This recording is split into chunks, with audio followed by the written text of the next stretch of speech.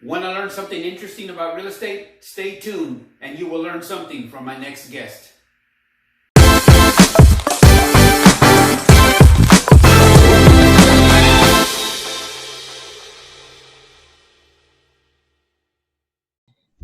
All right. Well, good evening, everyone. This is Ruben Galindo. I'm a real estate agent and a real estate investor out of San Antonio, Texas. I'm here today. Today's a great day for us. This is the first time we're going to do an actual podcast, and I'm doing it with my good friend. Also, he's a client, brand new investor, Nick Salzer. Is that Yes, sir. Salzer. Yes, sir.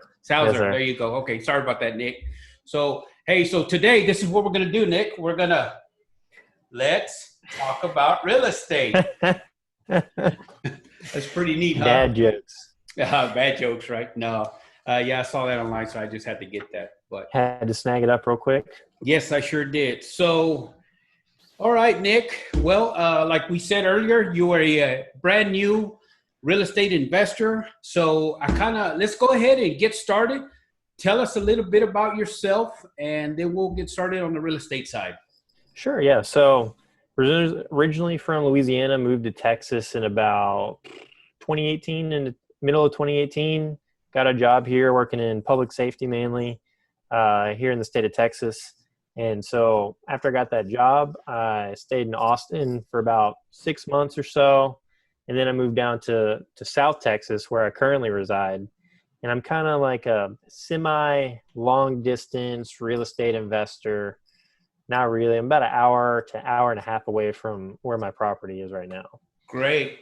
And so tell me, what got you started real estate investing? Why real estate investing versus any other type of business?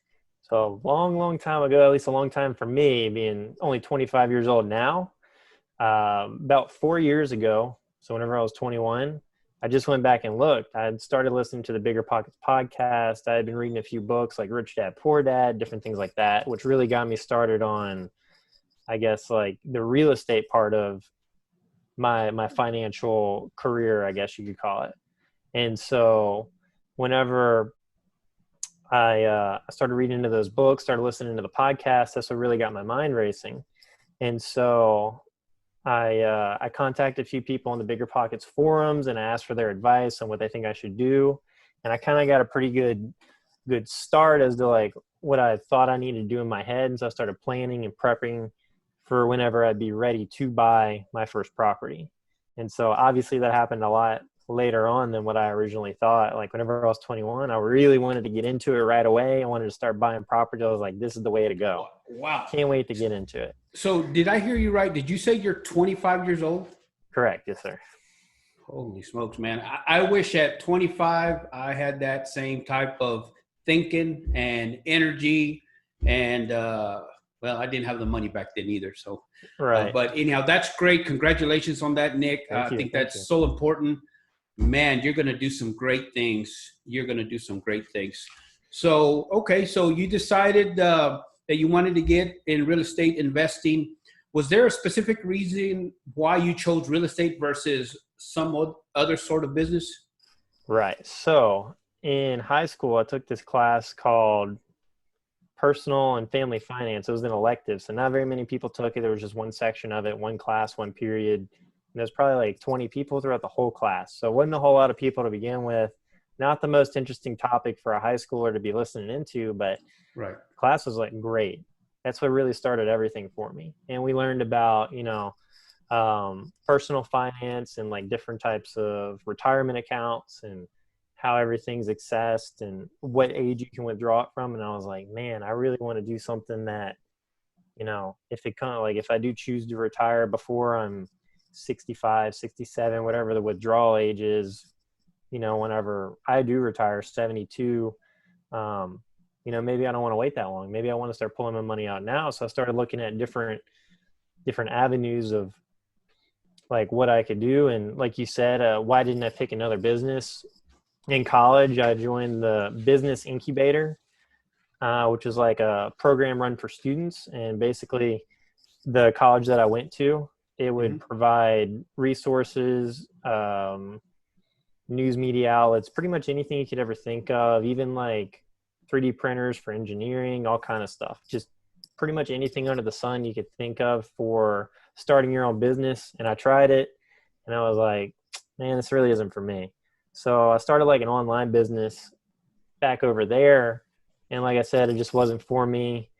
I went to, they had this little competition every year where you put your ideas up against other people's business ideas. It's called the Startup Challenge, and they'll give you money based on you placing in it. So I put in for it. I got a lot of really good reviews from people in the community, the local community, local business leaders. But like I said, it wasn't something that I wanted to do. It wasn't the right avenue for me. So I took a break from that. Whenever I graduated, came to work here in Texas. And then as soon as I moved here, I got in touch with an agent in San Antonio, not you. So it wasn't at the time, but we started looking at properties and I would tell him what I was interested in, but he really didn't get it. You know, he didn't have the investor side of it down. You know, maybe he did understand it, but if you have an investor who helps you out, it really makes a world of difference. Right. And he wasn't himself an investor in real estate. He just did a lot of deals. Yeah. He's a really good real estate agent. He just wasn't the one for me.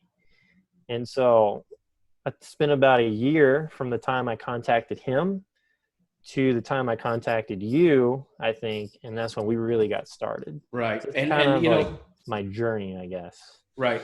And, you know, it's interesting that you say that, Nick, because on the Bigger Pockets Real Estate Rookie Forum, there was a question that was posed by one of the members, and they were asking about, you know, using their buddy agent or somebody they're signed up with, or there was also another question is, hey, should I sign up with an agent for a long-term period?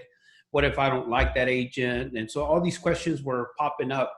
And my input to that is, it's important that you have a real estate agent that preferably is a real estate investor, him or herself, because that is going to bring a lot of value to you. He's going to understand the business. He's going to know how to work the numbers. And he's going to know to ask you, what is your criteria? What is your goal? What are you looking for? So all those things matter to be able to serve that client appropriately. And my answer to that is, if you have a property, if an agent brings you a property and, you know, give him that first dibs, especially if he's already found a property that meets your criteria, go ahead and sign up for that specific property. You don't have to sign up for any extended amount of time. You can just specifically sign for that property. That's what I would do if I was in that situation. And like I answered on the forum, I also said, a good agent that brings you value will keep you coming back. Right. Do you agree with that? 100%. Because they're the ones who, a good agent is not going to be the one that does all the work, but they're going to be the one that says, hey, I think this is good for you, your specific situation. Right. Because some stuff that's good for other people may not be good for someone else. Correct. But only an agent that understands you, talks to you, knows what you want, knows everything about you pretty much, and what your criteria are and what you can work with, those are going to be the people that are going to help you out. Exactly. So let me ask you, Nick, did you take some sort of formal training in real estate investing? Did you read books, or what's kind of your educational background there? I took the crash course in real estate investing. I just jumped right into it. Oh, okay. I had some help. Yeah. An informal crash course. An informal crash course. not a guru course or nothing like that. No. Didn't pay anyone to do anything. I just listened to the podcast, and then over time, reading books, just looking into different resources online that were all free and available to anyone else, mainly Bigger Pockets, their books that they publish. They're really, really, really good stuff. Mm-hmm. And the stuff that'll build the foundation for you to move forward. It'll kind of give you an idea of where you want to start and what you want to start in, and then you can go from there. Great. But as far as like education, didn't have any, just all self-taught in the way that I would go out, I would read, I would research myself, things that interested me, I would learn about it. Great. But actually buying something, that's totally separate. That I needed help with. Right. Yeah, it's there's a lot of involved in that. So let me ask you that, excuse me, on that first deal, what was your biggest challenge just getting started? Because I know a lot of investors out there or want to be investors that's what they struggle with. So what was your biggest challenge in getting started? So I think what would have been my biggest challenge is actually putting in the offer and then saying like, I'm ready to go through with this. I'm ready to give this person this much money for whatever deal we come to, and then hope that it works out as an investment and not something that I would be living in as my own, and not something that I would be, having what I would call a home. I think that would be the biggest part that I would have the most trouble with, because like I said before, I worked with another agent before I had worked with you, and we put in an offer on a property, and I was so stressed out. That was not something that I wanted to do. And I actually hoped that the deal fell through because it was so much money and I just didn't want to give it away. And I was like, what if it doesn't work? What if the money doesn't work? What if the numbers don't work out right? Am I ready for this? Can I do it? Right. And then the deal didn't end up going through, and I was like, sigh of relief. Like, right. I'm kind of glad it didn't happen. And I kind of got over that first hurdle with him whenever I did it. And then we never really found anything again after that. And then our relationship kind of ended, and then I moved on and I found you. And then that's where we got to our first deal together. But I'd say for this one, the one that actually went through, it would be getting the money to actually afford the deal, right, whatever arrangement you come to, right? So tell us about that first deal. Talk to us. So the first deal is a single family home in San Antonio, and it was listed at 130 online. It was a short sale, and we ended up offering, I think, 148 with closing assistance in order to actually make the deal happen. And as is, the property appraised for $160,000. Nice. So had a little bit of equity there from the get-go, which was really nice. That gave me comfort knowing that it was there. I didn't feel like I had that with that first property, which is probably a reason why I was a little more stressed out about that one than with this one. So automatically we had a little bit of equity, and I knew that there was room to improve because you showed me that, some small fixes can lead to a large amount of equity being generated based on what you actually put in. Right. So put in a little bit of work, about $8,000 worth of work. Hasn't been reappraised yet, but made a world of difference. New appliances, new paint, fixed some of the door jams, and then had the flooring, all the carpet torn out and replaced with some brand new flooring that looks fantastic. Great. So, cash flowing? It's cash flowing, right? Cash flowing. Nice. It's bringing me in $330 a month. The PITI 1017, and then the rent is 1345 right now.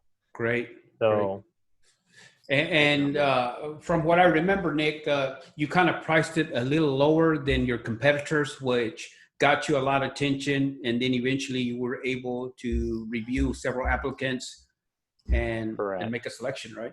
Right. So for tenant, the searching for the tenant, whenever I first, I guess, was able to list it, know that it would be complete, all the renovations, there was a virus going around, right?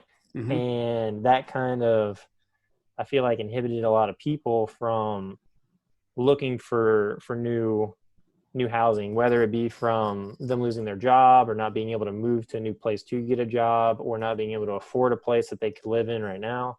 There's just all kind of different scenarios that could play out to where there was just less people looking for places to live at that time. So let me back up just a little bit, Nick, because this is something, again, that a lot of new investors struggle with. So tell us about the funding piece of it. Did you do this on your own? Did you partner up? What was your strategy? So all the funding was done myself through me. Just took quite a bit of hard work, grinding, saving. The place that I live in right now, it's not comfortable, but it's the sacrifices that I make now that'll hopefully pay off in dividends a whole lot later on. Great. So, I make sacrifices now in my spending in order to be able to save to afford these properties. That way later on, hopefully I can have something nice for myself one time. Great job, man. I wish So, I would have had that mindset at 25. So good but a job. lot of it had to do with, just learning about saving, practicing, not like I don't have a new car. I have the same car that I had whenever I graduated high school with. I have a job that provides me a car to go to work every day, so I keep the mileage on my car down and keep the expenses on my car down. The place that I live in is very, very cheap, but it's very, very small. It's about 500 square feet, but it's good enough. It works for me, and it helps me achieve the goals that I'm trying to achieve now. So just saving, crunching numbers in all areas that you can without sacrificing too much of your freedom and the things that you enjoy the most. You don't need a brand new car. You don't need a big house to live in whenever you're 25 and you're by yourself, Right. so. So you said that on this deal, you felt a little bit more comfortable with the offering when you offered, when you made an offer on this short sale compared to the first time you did that, right? You kind of Correct. felt a little bit better about it. But let me ask you, so you apply, you get your offer accepted, and you go through your due diligence process. Tell us, how did you feel? And be honest, when you were at the title company about to sign. Oh, What was going through your mind? How were you feeling? Be honest. so I didn't know what I was signing. So many papers. Didn't know what it meant or anything like that. I just knew whenever I walked out of there, I was going to have keys to a new house, and I was going to be 100% responsible for it. I was going to be a homeowner, which I've never done before. A lot of new, uncertain things, right? Because it's free to put in an offer. Once you buy the house, once you sign those papers, you have to pay. You got to Right. pay up. So that's when the down payment's gone. That 20% that I put down is gone. That's when I have to start looking at putting the utilities in my name, getting people to go and work, to go replace the flooring, bring in the new appliances, like scheduling all this stuff to make it flow as quick as possible. So that way I can get a tenant in there as quick as possible. And it's like, before, you don't really have that much going on. It's just, well, if I do get the offer, this is what I need to do. Now I need to do all this stuff. And Right. it's a lot of stuff that happens really quick if you want it to be as efficient and cash flow as early as possible. Right. It kind of It's overwhelming. took it to the next level, didn't it? Oh yeah, that's the Yeah. crash course right there. Right. When after you sign the papers, that's the real crash course. So, I think a lot of investors, they struggle with that fear of the unknown or fear of the uncertainty of how the entire process is going to go. Kind of like you just said, once you sign on that dotted line, now you are an owner, a homeowner. Right. Now you have to pay the mortgage. Now you have to pay for the renovations, the cleanup. You have to pay for the marketing. There's a lot of things that are involved after you close on that deal that even though we kind of know that, but you don't realize how much it really involves until you're there. Would you agree? Right. 100%. 100%. So tell us how did you market this property, or what did you do? What was your strategy on that? So in order to find a tenant, Zillow is probably what produced the most results for me. But also, so Zillow, it'll aggregate between like Zillow, Trulia, and I think one other place, Hot Pads, I think. And then there's another free app called Cozy that'll kind of aggregate between a few sites like Realtor.com. Can't think of the others on the I top of think my it's head. doorsteps.com because I use that as well. And so between those two, I was able to get it across quite a few websites, just out there, ready to go. And I created two listings, one on Zillow and then one on the Cozy app. And after I posted them, it posted it to all those different places.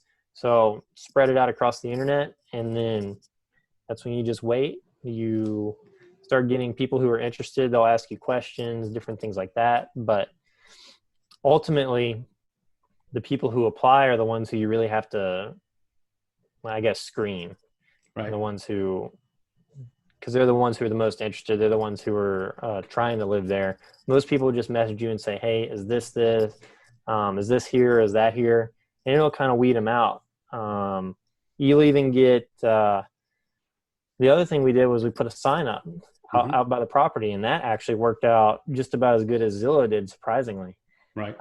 You wouldn't think that, people are just driving around looking for places to rent, but still happens all the time. Man, I couldn't agree with you more. Just like you said, Cozy does a good job of, I know, managing, that online software does a great job managing your properties. And also, like you said, it syndicates to realtor.com, and I think it's doorsteps.com. Zillow, same thing with me. I've had great results with Zillow. Zillow used to be free. I think they're charging now. They're just here recently. Now they charge, I believe it's $10 a week. So Right. $40 a month. And like you said, a yard sign. That is very valuable as well. People drive around, they go to these neighborhoods where they would think they would like to live, and they're looking for that property that's available. So great. So in the screening process, how did you feel about that? So online, I feel like it's a lot easier Mm-hmm. because all of the information is available. The square footage, how many bedrooms, how many bathrooms, if pets are allowed, pretty much anything you can think of. Pictures of the inside. Does it have brand new appliances? Does it have a big enough backyard? Whatever people are interested in, they can usually find it online. Whenever you get that phone call from the yard sign, that's when it takes a little bit more work on your end to kind of weed out the first group of people that the online part would. That's when you say, because a lot of people call and they'll say, all right, well, what's the minimum credit requirement, credit score requirement? How many bedrooms? How many bathrooms? What's the square footage? What's the price? And it's not really that hard. Once you have it written down, I have every time I get a phone call, I'd bust out my computer, even if I was driving, I'd just pull over on the side of the road and I'd have a little thing that had all of my requirements that I wanted people to meet for my business to succeed. Right. And I would read that list off to them and I would say here's this, here's this, here's this. And they go, okay, well, thank you. We'll call you back. And those are the Right. people who probably don't meet certain requirements or Right. didn't like what they heard, or maybe it's not big enough or whatever. Right. Um, Right. but the people who are interested, they'll come in. They'll say, oh, okay, well, when's the next time I can come look? Right. And I was one of those people who would say hey, you can just come look whenever you're next available. Just let me know when, and I'll meet you over there. And so I'd have people that wouldn't show up, or they would show up, but they'd show up really late. So that's when I reached out to you, and you told me, make them apply, make sure they meet all the requirements, like the credit score requirement, everything else that you said. Just because they're coming to view it doesn't necessarily mean that they meet those requirements. They might Right. try and, I guess, offer you a little bit more because they don't meet it, or they're trying to move in quicker, or they're getting kicked out of another place. They need a place really quick. Right. Some people do try and take advantage of you. Right. And that is so important, Nick. And the criteria, just to make sure that the audience knows, when the criteria, it has to be in compliance with, obviously, FHA rules of Fair Housing Act. Cannot discriminate against protected classes. But can you kind of do you remember some of the criteria as far as income? What other things do you remember? If you Right. can think So off the top of your head. the main things that most people were interested in were how much it was, what the income requirement was for the property, and then what the credit score was. The actual rent, like I said, was $13.45, and then most people, their next question would be, okay, well, what's the credit score requirement? And then I would say 620 is the minimum, but it all just depends on the totality of the circumstances surrounding your credit. Right. But most people, I guess, damage their own credit. I never came across a person who maybe co-signed somewhere else and that person didn't pay, and then they ended up biting the bullet on it. Most people, they just had some other circumstance in their life where they, weren't able to make a deadline or something that affected their score personally. Right. So most people, this is a credit score, and I had a credit score of about 620. And then the last thing that weeded a lot of people out, I think, was the income requirement, which is 3 times the rent.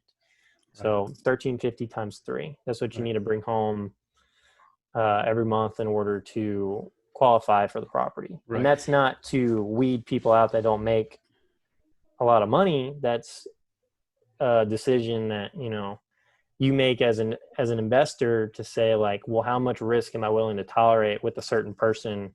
How much of my business am I willing to risk? Because, if they don't make 2 times the monthly rent, well, then they really don't have a lot of room for other things that they need in their life, like food, electricity, water, bills they have to pay, their car insurance, their car note. You're doing it not only for yourself, but for them. Right. You're making sure that they can meet their financial goals Right. too. And that's going to save you a lot of time as well, because you're not going to be, spending a lot of time going out to the property without even knowing, do these people even qualify? Right. So, that's important, because that's time is money.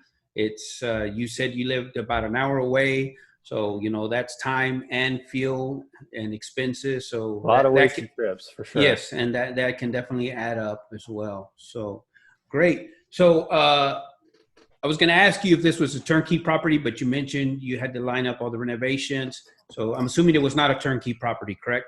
No, sir, it was not, but it wasn't so overwhelming for a first-time investor to where I just didn't want to do it. Okay. The renovations that were required was new flooring, the carpet. The tenant that was there before had a dog, and it just went through that carpet. Mm-hmm. There's all kind of stains everywhere in the corners of the closets, places you think there wouldn't be stains in the ceiling, all everywhere. So carpet got totally taken out and replaced with brand new flooring, and it immediately smelled better just from that alone. So that's a huge improvement there. It's not even salvageable carpet. Then the next thing we did was we replaced some of the appliances. So the refrigerator, the stove, and the dishwasher. They were all just torn up, just about as good as the rest of the house was. And then there was a few holes in the walls, and the place needed to be repainted. So those are my 3 big things that I had to take care of, that I guess I contracted out to other people to do for me. So where did you get your contractors? So that is why it's a great idea to have an agent who's an investor, an agent who knows the area, because you were able to provide those contacts to me. And, you know them from different jobs that you've done on your properties. Correct. And it's kind of funny how one person will be kind of like the general contractor, the group, and they'll bring in some extra hands to help depending on how big it is so they can knock it out. And then those guys will, say like, hey, I also do my own work. If you ever want to try me out, here's my business card. And so you'll start getting business cards from other people on the job site Right. to help out. Even though they're working with this other guy, they do their own thing. Right. And so you'll start meeting a lot of people really quickly after the first one. Right. You can even talk to people at Home Depot, Lowe's, wherever you're getting your supplies from. Usually, if you get a contractor through them, they do their own work on the side, and they'll tell you about it. Right. Right. So, of course, that comes with risk. You gotta admit that comes with risk as well, right? So correct. But everything turned out great. I was fortunate. I got to see the both before and after of that property. So great job on doing that. So what was the hardest thing about the renovation process for you? What did you find the most challenging? Or the most challenging part about the things that I didn't get my hands dirty doing was actually scheduling the help and when it got there. So I think the closing date got pushed back on the house originally, and we had already had everyone lined up for certain days. So the painter was going to be there this day to this day, and the flooring guy was going to be there this day to this day, and then this was going to be here this day to this day. And whenever that first closing date got pushed back for whatever reason it was, something with the financing, I believe, then it kind of shuffled everyone around out of order.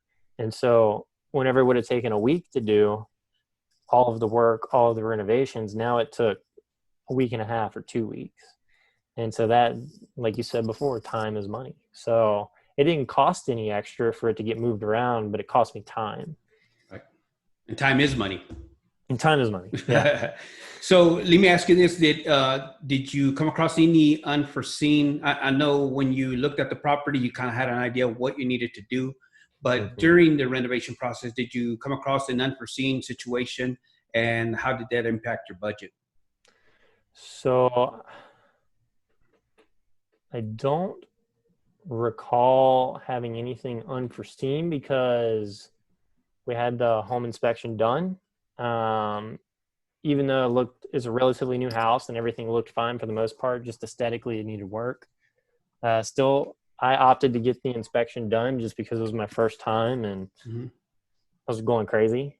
Right. And that provided me a sense of like relief, knowing that there wasn't a whole lot of stuff that needed to be Right. fixed. And the stuff that did need to be fixed was relatively inexpensive to fix. Right. So I don't think there's anything major that comes to mind. Yeah, I don't recall anything major, but I will remind you that door jam. The door Remember that jam one? was something That else. was, and you did it yourself, by the way. That is the part that I got my hands dirty in. And I think I remember, I think I told you the first day I went there to replace the doorknobs, never done it before. And it took me like 2 hours to replace 3 doorknobs that were there.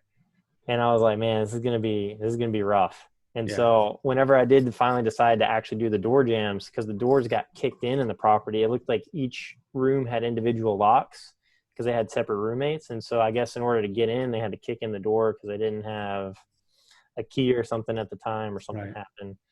So the door jams were just shattered. And so I ended up going to the Home Depot, and with your help and your tools, I was able to get it done. But I don't know how many days it took me Right. going Yeah. there every night. And I have to admit myself, those door jams seem they're very intimidating. But the first time you do it, and you're like, man, this ain't that bad. And I'm assuming Right. you kind of feel that way now too, now Oh, that you've done it. especially. It's Right. like I said, like replacing a doorknob isn't that hard. It's just doing it the first time. It's like Right. I just never done it before, so it just took me a minute to figure it out. And then after I got the first one, knocked them out. Right. Same with the door jam. At least now I know how to do it. I know what I Right. need to get from the Home Depot or Lowe's, wherever I go. Know what supplies I need. Boom. So, all right. So you buy the house, you get it renovated, it's ready to go. You start listing it on Cozy. You start listing it with Zillow. You get applicants. You review applicants. You approve a tenant or an applicant. He becomes your tenant. Now what? Are you self-managing? Did you hire a management company, or how are you handling that? So I think before I ever started, I always thought I would hire out a management company. But I guess after doing all of the work and seeing what it was, I feel like I could do a better job and it would keep more money in my pocket. Not because I don't think they can do their job very well, but just for the first one, it's only one property. It's not that far away. It's a relatively new home. And with me screening the tenant, I feel like I picked a good tenant to live there. So I really didn't see the need to hire out anyone. So I'm self-managing it, and the reason why I did it is for those reasons that I just listed. Yeah, and I do the same thing, Nick, and I made a decision to do that for the simple reason of I wanted to learn how to manage property. That's something I wanted to do, and I felt that who better to do that sort of job than you yourself, since you own that property, right? Right. Now, like you said, I'm not saying their property management companies can't do the same. I'm sure they can, and maybe even be able to do better, right? Because they are the Right. trained professionals. But I wanted to dive in. I wanted to learn, the ins and outs of property management. So that's was kind of my personal choice on why I did that. And then saving the money is just kind of icing on the cake for me too. Right. So, okay, well, great. So was through that whole process, what do you believe was the most difficult, from the searching for property, finding the property, making an offer, closing, renovating, marketing it, screening, and then approving, and then managing? Right. What was the hardest part? So I think it's going to be either a tie between the part where I got my hands dirty doing the renovations, Mm-hmm. or the part where I would screen applicants. So like pretty much that whole screening process, because I really wanted to get someone in there but I didn't want to get the wrong person in there. And I didn't know how much time I would need to wait, or how much time I should wait before I just say I need someone. Right. You know, they may not be the best. They might not have a 800 credit score, or they may not, you know, whatever the case is. But how long do I sit there and I wait before I find someone? And eventually I just kept waiting. I kept screening people. I kept waiting. And then finally I got an applicant that met all of my criteria, actually exceeded it a little bit. And it only took maybe, I think it might've taken 3 weeks from the time I listed it. Because like I said, it was amid the virus that was going around. So things were just slow to begin with in general.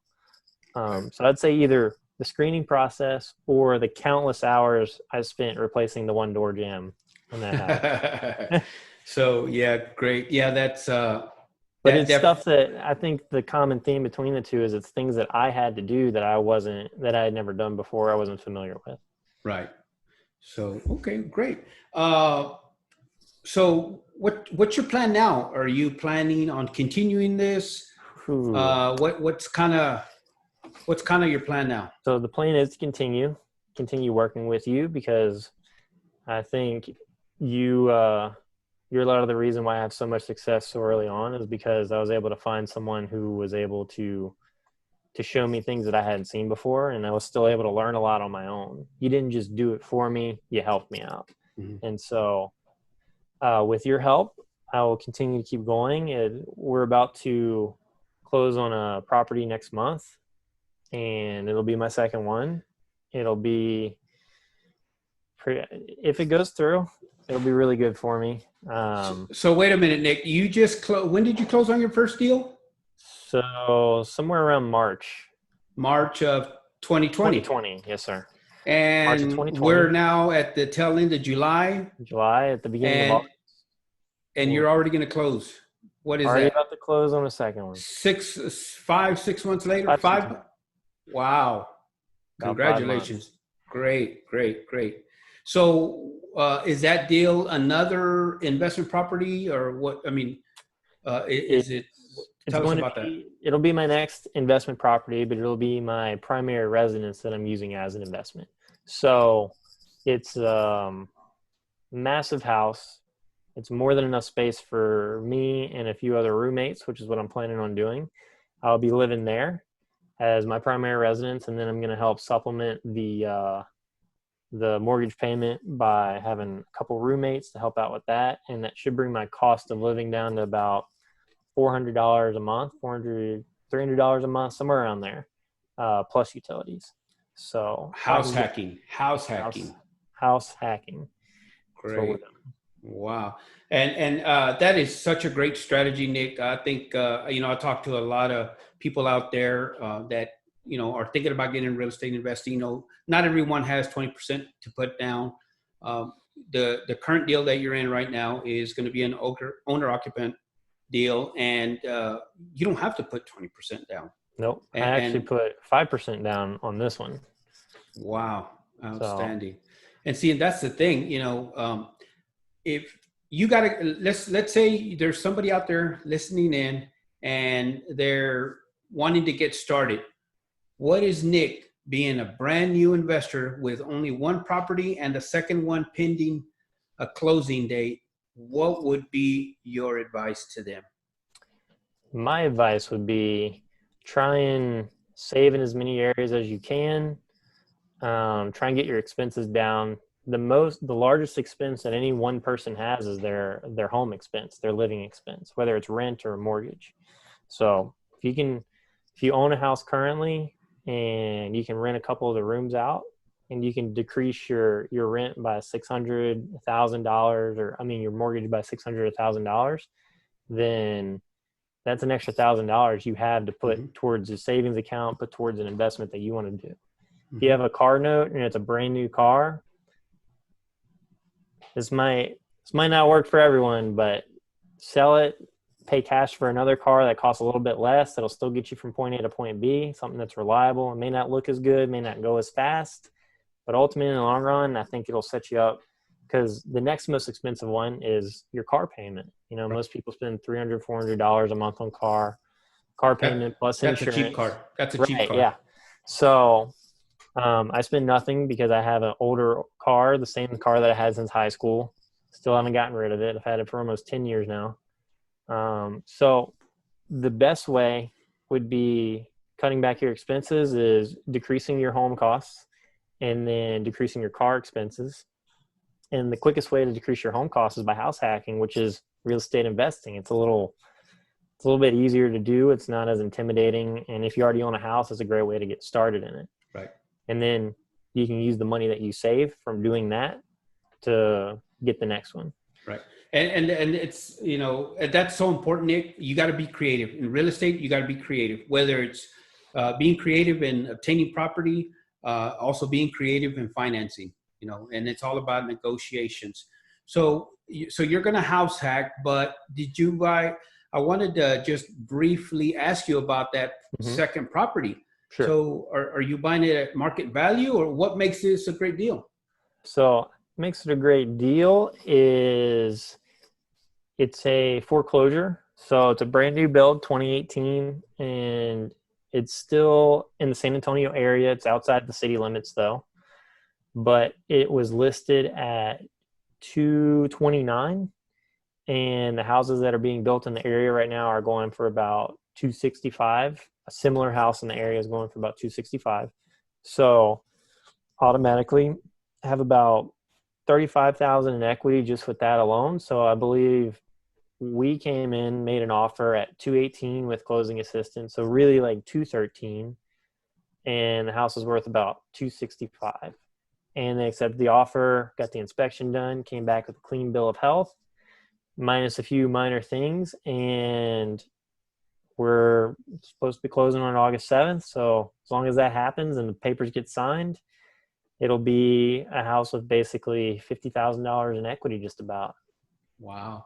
And you're going to live in it for how long, and tell us about that. So there's a neat little trick that will prevent you from paying, I guess it would be income tax, right? Or the capital gains tax? Capital gains tax is what it is. So if you live in a house for 2 out of any 5 years as a primary residence. I think it's 2 within the last 5. 2 within the last 5 years, yeah. Now, for the audience out there, we are not CPAs. I'm not a CPA. Nick, are you a CPA? Definitely not a CPA. All right, so be sure to consult with a CPA. Don't take our word for it. But go ahead, Nick. But plans to live in it for the next 2 years, and whenever it's time to move out, going ahead and sell it, and that $50,000 plus whatever equity plus whatever down payment I have will be all tax-free. Wow. Outstanding, Nick. And then I'll use that to roll it into the next property, the next 2 properties, whatever comes my way. Wow. And while I'm doing all that, I'll still continue to save money. I'll still have my really old car. I'll still keep my cost of living very low. So. Wow. You're doing what Dave Ramsey says, live like no one else, so someday you can live like no one else. Right. That is awesome, Nick. Congratulations, man. That's great. So if people wanted to reach out to you, I know people are going to watch this, Nick. They're going to want to reach out to you. They're going to want to ask you questions. Where can people find you? Kind of I don't have too much social media, but the one thing that I do have is Instagram, and it's NICSALZ. That's going to be the @ for that. It's going to be my username. Okay. Go ahead. I'm sorry. No, you're good. Go ahead. I was going to say, I'll go ahead and put that also in the link. So if people want to reach out to you, ask you questions or whatever. Perfect. So, Nick, it's been great talking to you. Did we leave anything out? Is there anything else that you want to share that maybe we haven't talked about that you think it's important, very valuable to the audience? The only other thing I would say is try and find a reason for why you want to do it. Not to get rich or not to retire. It's not a get rich quick scheme or anything like that. But what do you want to? What are the goals that you want to do in life? Do you want to spend a lot of time advocating for a certain thing that you believe in passionately? Do you want to travel? Do you want to be able to spend more time with the family? What are your goals in life? And as a young person, it's hard to figure that out, right? I don't know what I want to do. Mm-hmm. But the older you get, the more you'll say, wow, I wish I had more time to spend with my family, or I wish I had done this sooner, or I wish I had done that sooner. So I would say find a reason why you want to do it and use that as your driving factor to make it happen. All right. Thank you, Nick. Thank you for your time. Thank you for sharing your story. Sure. And man, this is definitely something great for me personally as well. You're my first mentoree. Is that how you say it? I don't know if that's how you say it or not, but you're the first one. And man, but you already had a lot of things going for you. So congratulations on that. Thank you, sir. It made it a lot easier because of the things that you've done even before you and I met, that put yourself in a situation or in a position to be able to take these steps into or pursuing, I guess, your financial freedom. So congratulations on that. Thank you. Folks, again, this is Ruben Galindo. I'm a real estate agent and a real estate investor. I'm brokered by San Antonio's Finest Realty in San Antonio. I am also an investor. I have properties. If you guys would like to reach out to me, you can go ahead and message on this link, or you can reach me at ruben.galindo.safr@gmail.com. You can also go to my website at www.sanantoniorealestateinvestors.com. Again, www.sanantoniorealestateinvestors.com. Until next time, Nick, see you later. Thanks.